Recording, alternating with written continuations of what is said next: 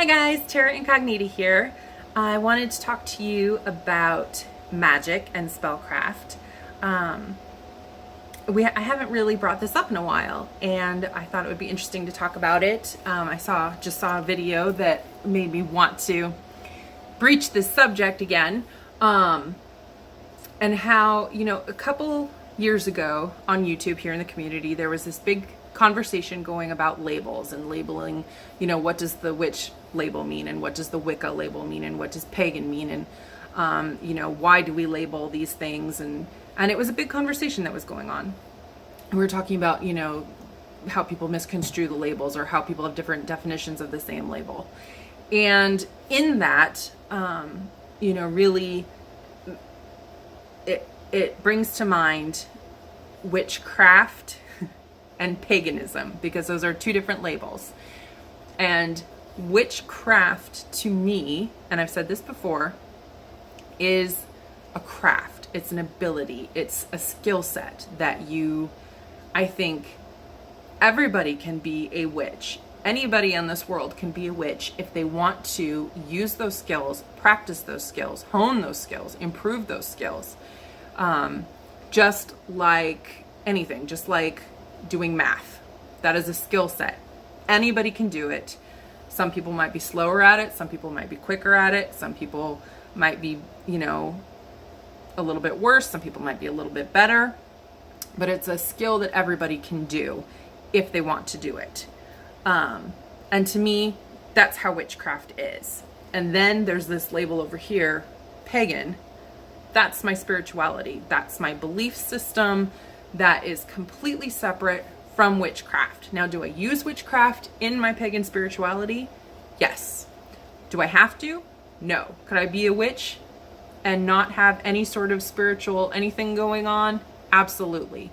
There's a lot of atheist witches out there. There's a lot of witches who are just witches, and there's videos, there's YouTube channels. I saw them back when I was first starting up, trying to figure out what witchcraft was. There's a lot of people out there who are just witches and just practice spellcraft, and they cast spells all the time. And so, yes, it's completely separate. My pagan spirituality has more to do with feeding my soul and nurturing my soul and my personal growth, and my connection with the universe, with the earth, with divinity, however you want to look at it. That's my spiritual path. And then I have witchcraft, and I do utilize them together, but they are two distinct, separate things to me.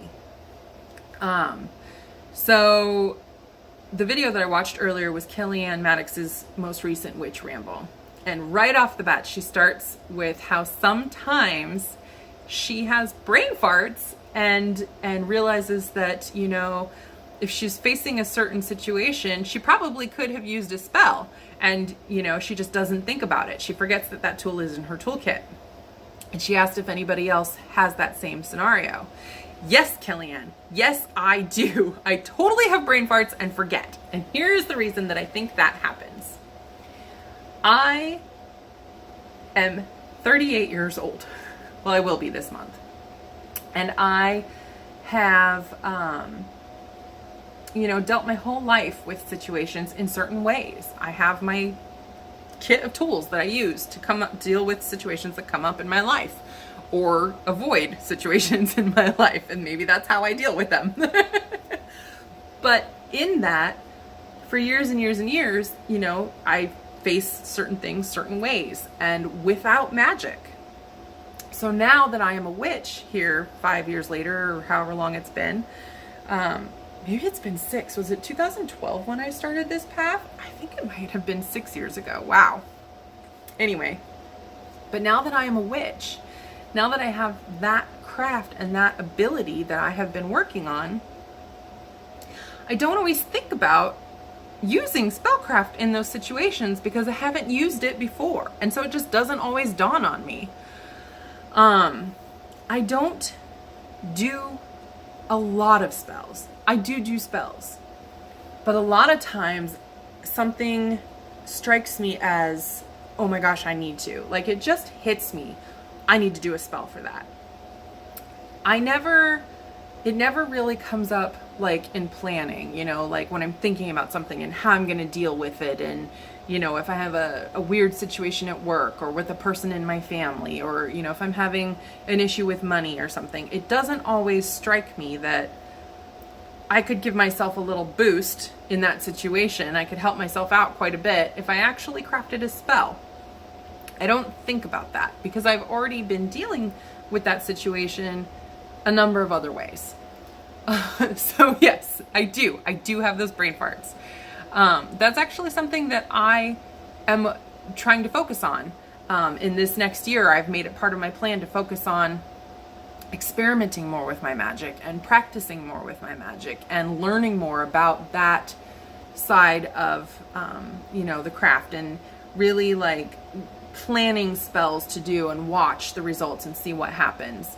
A lot of the magic that I have done up to this point has not really been like planned. It's been very spur of the moment, and in the moment. And honestly, those are the spells. I do some planned spells, but the ones that are spur of the moment and in the moment, you know, I've got just like this strong feeling that I need to cast this spell. Those are the spells that really have the best results for me. I by far have greater results with those kinds of spells than with ones where I sit down and I plan like the time of the week and the time of the month and the phase of the moon and the correspondences, and I write up every word carefully and, you know, have a ritual planned and all this stuff. Those spells work, but not nearly as well. They're not nearly as powerful for me. And maybe that's just because of the type of person I am. That's kind of how my life goes. When I do things in the moment, in the heat of the moment, and there's just such energy behind it, and my life just turns out great in those moments. And a lot of times when I have plans for things go way off the rails, way out of line with what I planned. So that's just my life, I guess. So I think that's interesting that was brought up in that video. You know, and Kelly Ann talked about like how spells should be, you know, in her practice, they're for growth, and how you know, people who cast for a job but never submit a resume don't, you know, they're not doing anything to allow more opportunities for that spell to work. They're trying to bypass the earthwork, she called it. And I think that's also interesting because I've known several people this last year who they lost their jobs, they were looking for work, not witches, just normal people. And they're like, oh, I'm almost out of money, I'm so broke, I don't have a job. And I'm like, well, have you been submitting resumes? You know, have you been going on looking at job listings? No, they've been networking with people they know and just trying to put the word out and, you know, trying to not have to go through the normal procedures. And to me, even without spellcraft, if you are not doing every single thing you can to help yourself, whether it's mundane or magical, then you're not really helping yourself. You know, how can you complain about not having money and not having a job if you're not doing everything you can to try to get yourself a job? And as a witch, that other additional thing you can do is magic and cast a spell. That's just one more thing you can do to help yourself. So that's part of the reason I want to work on that more, because, you know, if I really need something, I am really narrowing the opportunities by not doing everything I possibly can in my power to make something happen, whether that be mundane or magical. And the other thing I was thinking about is, you know, we separate this mundane and magical, but because I believe so strongly that magic is a craft and it's a skill set like any other skill set, it's just another thing you can learn to do, that it makes magic mundane. It's a mundane thing. It is just something else I can do. It's another tool. While it is by far awe-inspiring, and there's so many things that I can't possibly fathom to explain or understand that have to do with magic. it kind of, when you think about it in that way, it's a mundane thing. It's just like any other skill set. Oh, I can do math. Oh, I make really good lasagna. Oh, I'm a really good swimmer. It is just another ability. Some